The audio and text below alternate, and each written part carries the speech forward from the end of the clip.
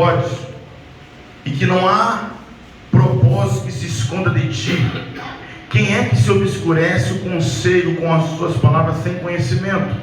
Portanto, eu denunciava e não entendia coisas que me eram ocultas e que não as sabia.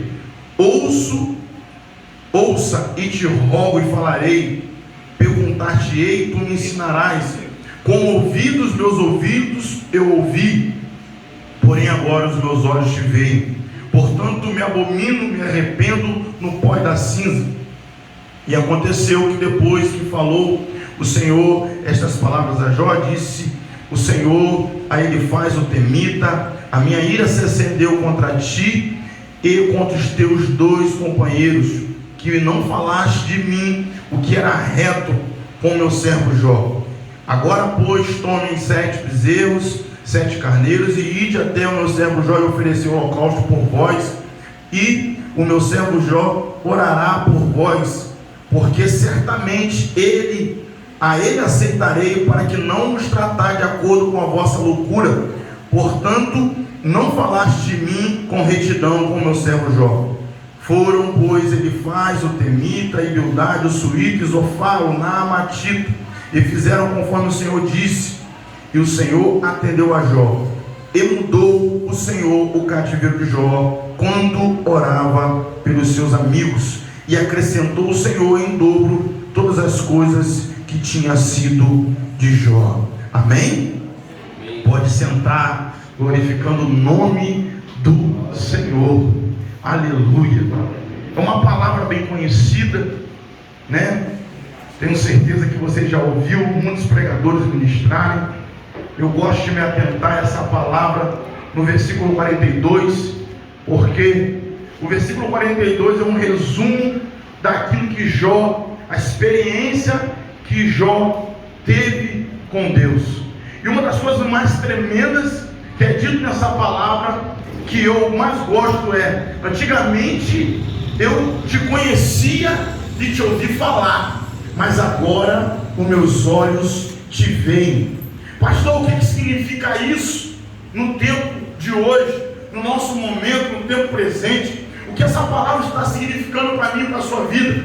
Significa a seguinte coisa: existem ambientes, existem situações que nós vamos precisar ter experiências com Deus para o conhecermos de verdade.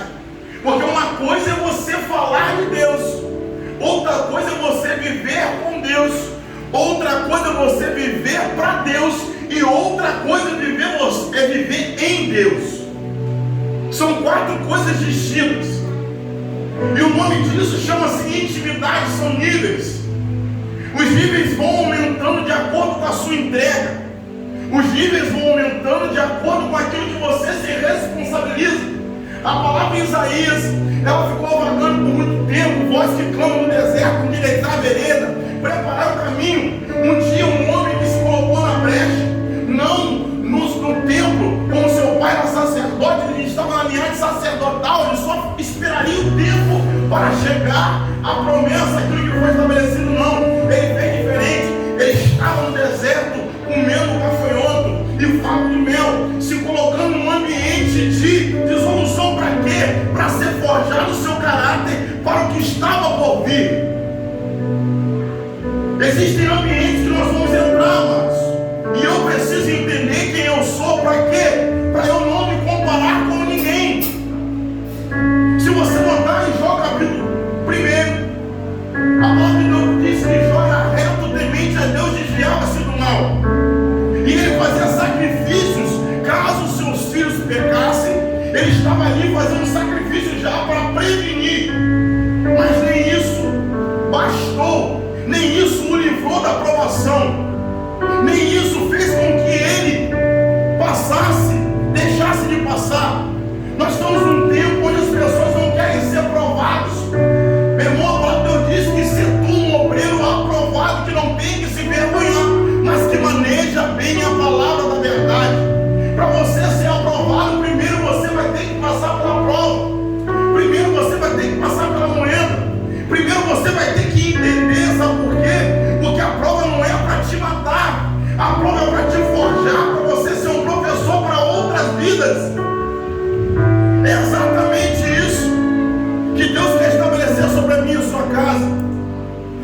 Existem coisas que precisam de uma intervenção divina, mas a maioria delas, o meu posicionamento vai determinar se eu venço ou se eu perco essa batalha.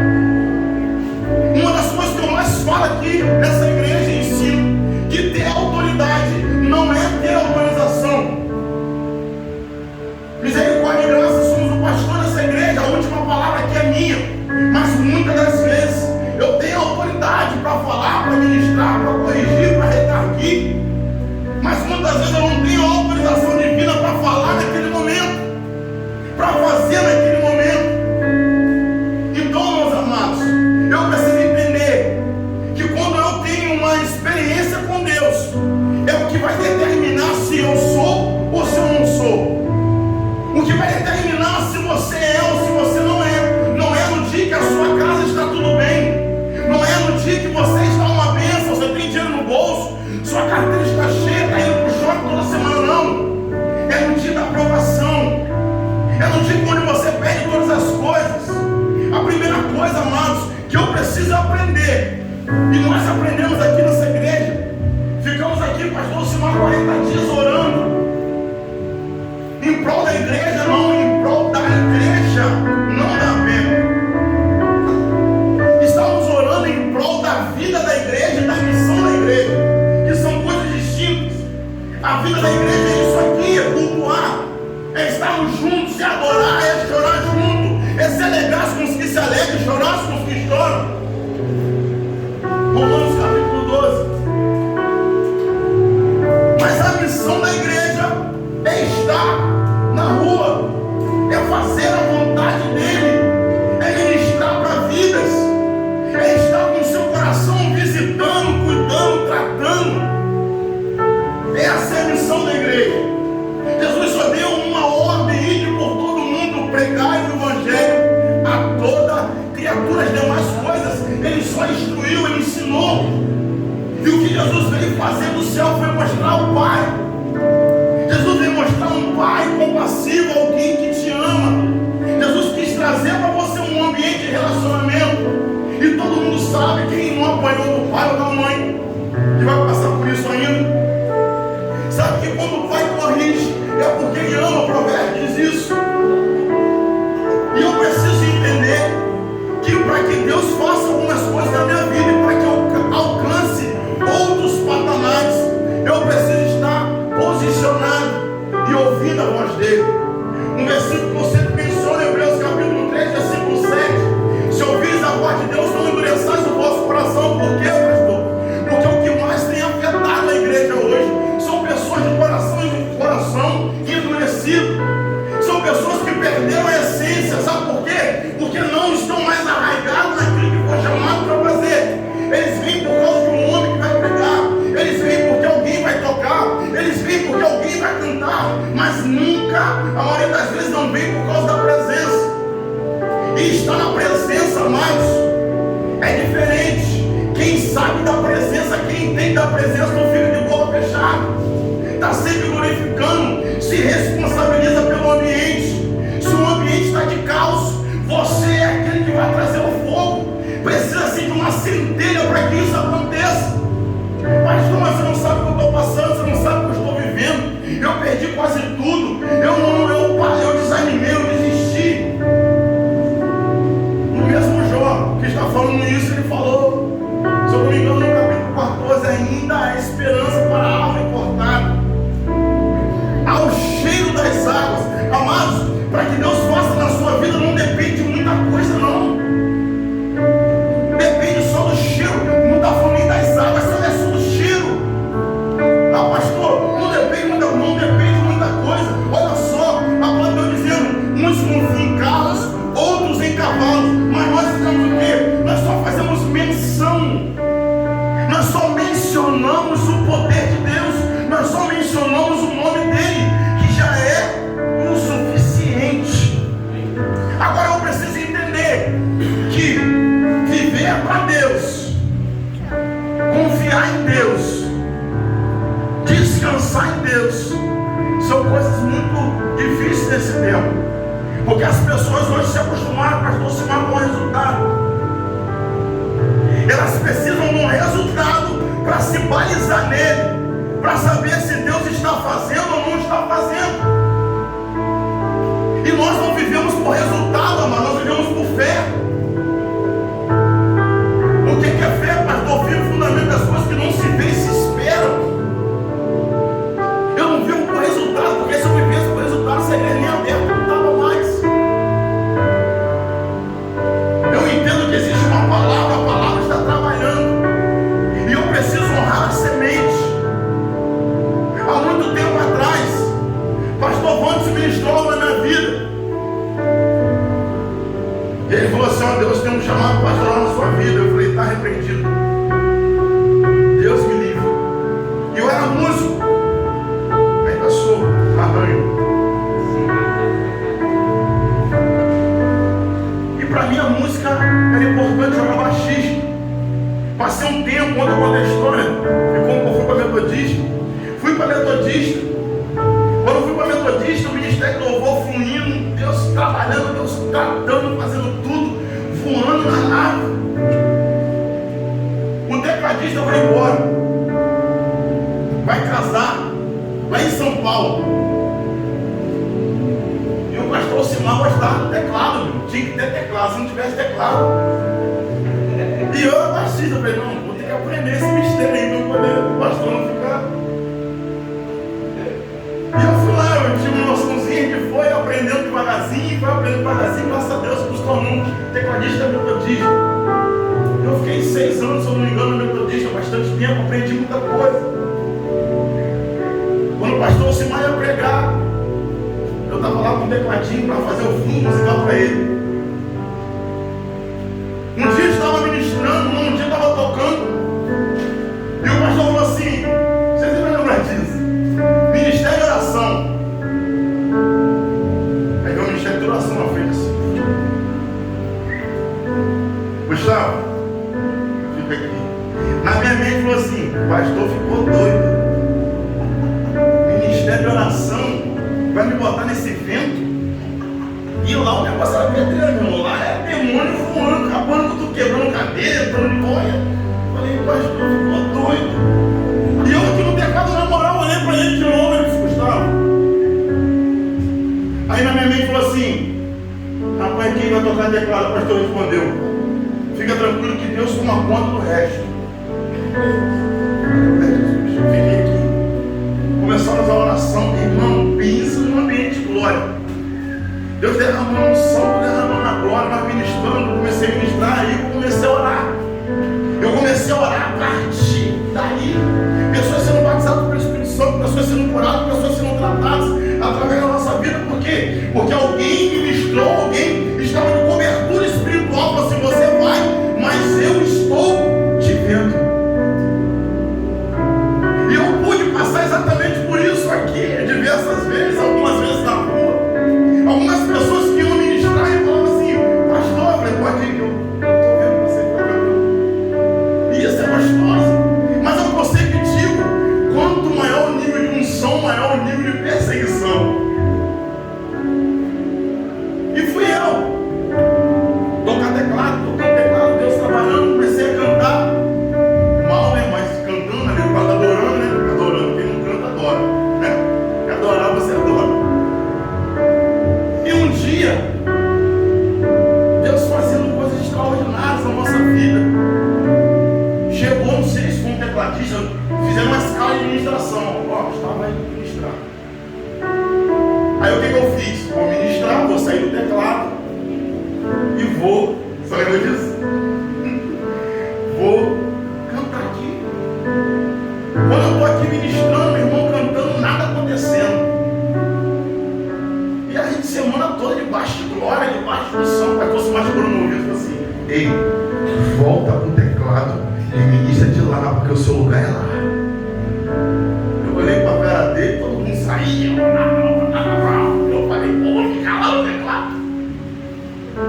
E eu fui pro teclado. Obedecer é melhor do que sacrificar. Fomos pro teclado, começamos a ministrar ali, vidas eram curadas, vidas eram tratadas através disso. Por que eu estou falando para você, meu irmão? Porque Jó só entendeu Jó só manifestou a glória de Deus e foi restituído, porque as pessoas pegam muito no espírito a questão da restituição. A restituição, meu irmão, é nada sem Deus, por causa de uma única coisa: porque Jó obedeceu. Obedecer, meu irmão, é suficiente na vida de um homem e de uma mulher de Deus. Obedecer é necessário. Já discordei diversas vezes, o pastor Silmar está aqui diversas vezes.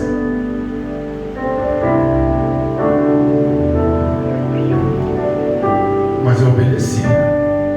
Pastor, vamos fazer esse negócio aqui. O pastor, isso aqui não vai dar certo, não. Vai sim, filho. Pastor, isso aqui não vai dar certo, não. Faz. Vamos mandar fazer. Eu também não fazia de birrinha, não. Tem pessoa que pede as coisas e não quer fazer, eles andam. Não, eu fazia com excelência. Essa é a palavra que ele manda usar. Não, tem que fazer por excelência. Eu fazia por excelência. E sabe o que acontecia? No final dava certo. Eu falei, miserável lá, rapaz. Sabe por quê? Obediência. A obediência, meu irmão, a obediência precede a honra. Porque não adianta ser honrado e ser um desobediente. É por isso que, pastor, eu sempre falo: nesse altar que o Senhor nos confiou, até o dia que Deus quiser acabar com essa igreja, ou sei lá o que vai acontecer, a volta dele, não sobe desobediente aqui, não sobe reveladores, não toca em rebeldia. Isso são coisas. Mas o Senhor acabou com o ministério de louvor inteiro, exatamente por causa disso. Nós ficamos ali um tempo ali, naquele pandeiro dele, só Jesus. Graças a Deus que não estou no pandeiro. É outro, igual meu pai também. Gosta de pandeiro. Fiquei pandeiro, tá lá na casa. Frustrado o ministério do pastor do pandeiro. Tinha um pandeiro lá que ele ajudava a gente. Aí o atrapalhava mais que ajudava. Mas não podia zangar com ele, o pastor da igreja. Ô pastor, baixa um pouquinho. E controlava o instrumento, ele tá muito longo. Meu Deus do céu, eu não sabe de nada. Coisas amadas que eu estou feliz porque o meu mentor está aqui. Eu estou te contando só pequenas experiências, coisas pequenas que Deus me abençoou para estar nessa posição hoje. Misericórdia e graça, nós somos. Eu já fui um dos melhores músicos dessa região. Já fui. Hoje os meninos estão aí quebrando tudo, graças a Deus. E misericórdia e graça, nós somos muito respeitados, pastoreando também. Porque aquilo que a gente fala tem um peso e tem uma responsabilidade atrás da palavra que é dita. Nós temos vivido isso, sofrendo e gemendo, mas carregando a semente, os seus olhos consigo, juntinho, pertinho. Isso me alegra. Essa igreja só está de pé, meu irmão, por causa da oração e por causa da obediência a Deus. Como Paulo falou para Pedro uma certa feita: existem coisas que eu não consultei a minha carne, porque se eu consultasse eu não faria. Eu estou nessa mesma palavra. Se eu consultasse a minha carne, eu nem sairia mais de casa. Eu estaria. Escolhe, meu irmão, a igreja que você quiser, a mais famosa, a mais bonita. Misericórdia e graça, nós temos Pedro lá. Eu posso ir para lá e você bem recebido. Me conhecem lá. Pastorear, ouvir, entender, abraçar, não é fácil.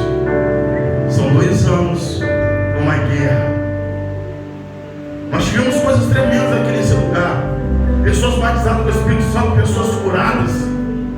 O esposo da nossa irmã Érica, que está aqui hoje, ele não pôde vir porque ele está bem, né? Misericórdia. Estamos orando por ele.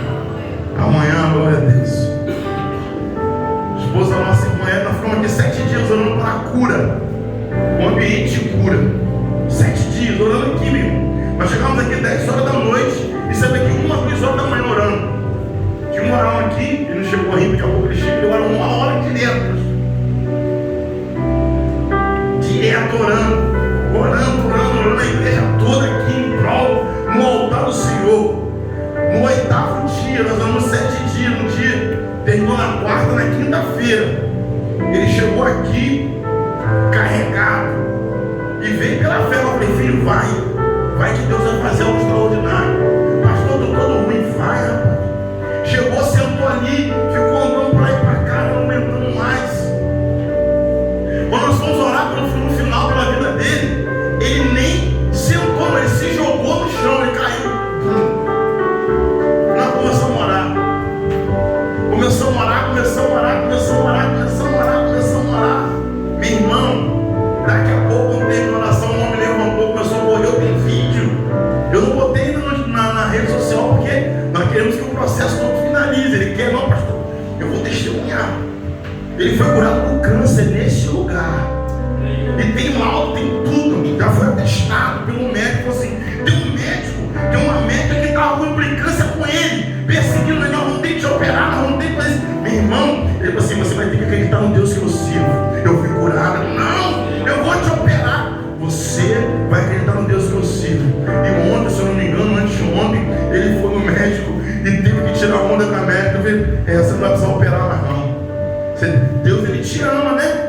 Ele tá vendo? A senhora tem que se render ao Deus que eu sirvo. Então foi nesse altar, meu irmão, foi neste lugar que ele foi curado. Por isso que eu me coloco na brecha para viver aquilo que Deus tem para nós, mesmo nas lutas, mesmo nas tribulações. E não só ele foi curado, mas a sua esposa junto com ele, guerreando. Porque eu vou te falar, meu irmão, o Júnior ele já é chato normal, mas doente. Ele é um enjoado, meu Deus do céu. Tem dia que ele me aprontou uma.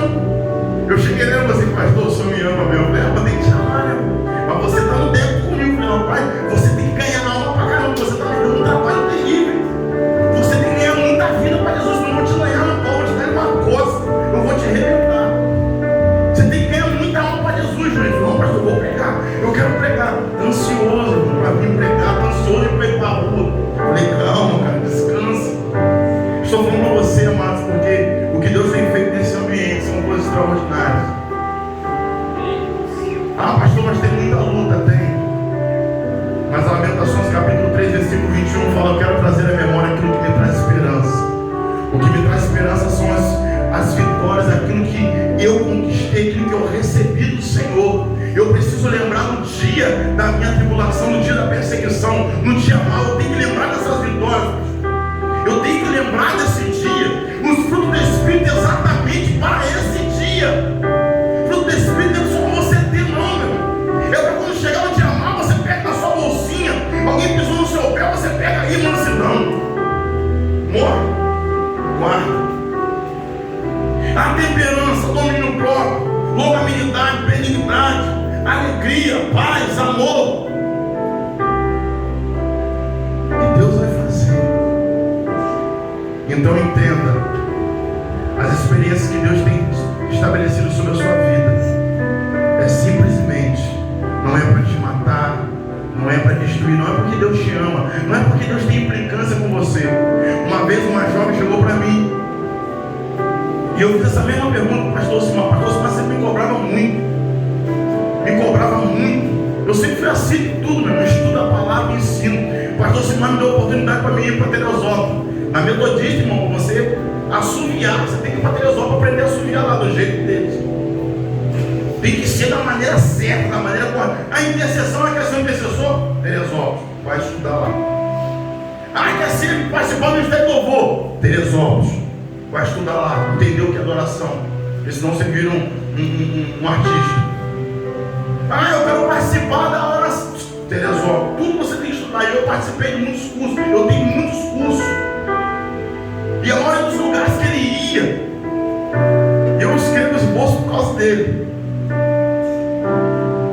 Ele pregava e eu estava no teclado. Quando ele terminava, eu chegava para o pastor e falava assim, guardava. Eu tenho uns 50 esboços dele lá. De vez em quando eu trago, você nem sabe a autoria dele. De vez em quando eu trago, mas eu vou pregar esse mistério aqui. Tinha vezes que eu pegava antes dele pregar e eu vou ficar tranquilo, eu vou mudar, você vai ver. Você entende, amados, o que é isso? O que é viver uma vida de alinhamento diante de Deus? É por isso que eu estou feliz, estou honrado. Assim como eu estava ontem, hoje eu estou mais. Porque o que Deus vai fazer na minha e na sua vida, nesse ano de 2022 ainda não acabou. É algo extraordinário, nem olhos viram, nem ouvidos ouviram, nem se penetrou no coração do homem aquilo que Deus tem reservado para mim e para ti. Amém? Amém? Amém. Eu não acredito em você. Amém? Amém. Glória a Deus. Fique de pé.